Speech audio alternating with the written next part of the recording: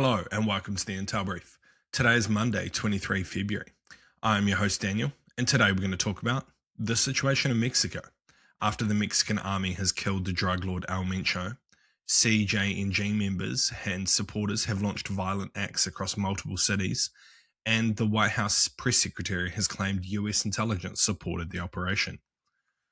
So firstly, the Mexican army on Sunday killed the Mexican drug lord known as El Mencho, who was the head of the CJNG Mexican drug cartel.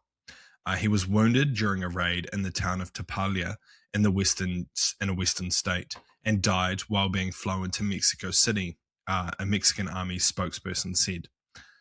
It is said that 4 other members of the cartel were killed in the raid, with 3 of them dying of their wounds while being transferred to the Mexican capital. Following this, there was significant retaliation across at least a dozen states, with videos online showing vehicles burning, gunmen running through airports, particularly one in Guadalcanal, and the burning of at least one aircraft.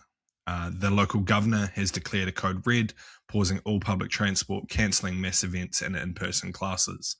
Tourists who spoke to Reuters described of resorts towns becoming a war zone. The Mexican army has gone into the streets using pretty significant weaponry and armored vehicles to kind of protect both tourist areas and civilian infrastructure. Some 250 roadblocks have been reported, with unrest spreading across the country. The Mexican cabinet has said that at least 25 people have been arrested, 11 for their alleged participation and 14 for looting and pillaging. I don't think that really covers the extent of this. If you've had a look on X, even like the 2 videos that I shared, the violence here is significant. CJNG have significant capabilities, and they have put these all out on the streets. It's pretty crazy to see. And the Mexican army is also out trying to fight against them. Lastly, Caroline Leavitt, the US press secretary, said the United States provided intelligence support to the Mexican government in order to assist with the operation in which El Mencho was killed. She goes on to say that President Trump rightfully designated the CJNG group as a foreign terrorist organization because that's what they are. He made it very clear that ensuring narco-terrorists sending deadly drugs to the US are forced to face the wrath of justice they have long deserved. The Trump administration also commends and thanks the Mexican military for their cooperation and successful execution of this operation. So what? It's a pretty significant event. Violence is likely to continue for some time. As I said earlier, CJNG have significant capabilities that they are bringing to bear right now on the streets of Mexico. And it's going to be a significant test of the Mexican security system.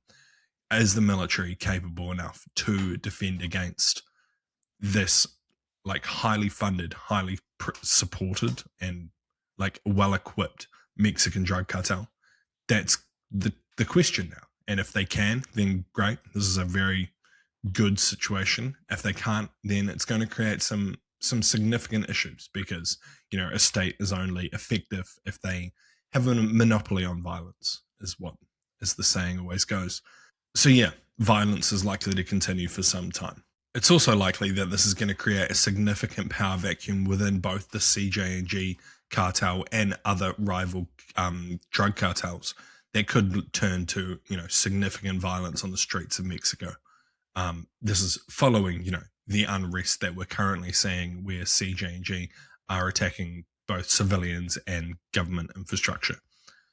And yeah, US support is interesting here. It's unlikely that it's going to expand into, boots on the ground within Mexico or something like kinetic strikes against the cartels in Mexico. That is unless the situation significantly deteriorates and the Mexican government is unable to control the unrest themselves. The last thing Trump wants is, civil unrest on the southern border of the United States. And I'm sure he will be more than willing to use the US military to ensure that doesn't happen. However, intelligence support is likely to continue. There's clearly some kind of relationship there where the US is providing support to the Mexican authorities to conduct these types of operations. And that's likely to continue. it seemed to have worked, and I'm sure they'll want to keep it going in the future. Anyway, that's my very quick breakdown of what's going on in Mexico. If you enjoyed it, make sure you like the podcast and share it with your friends. I really appreciate any support that you can give. That's been your Intel Brief. I've been your host, Daniel. I'll see you again tomorrow. See you.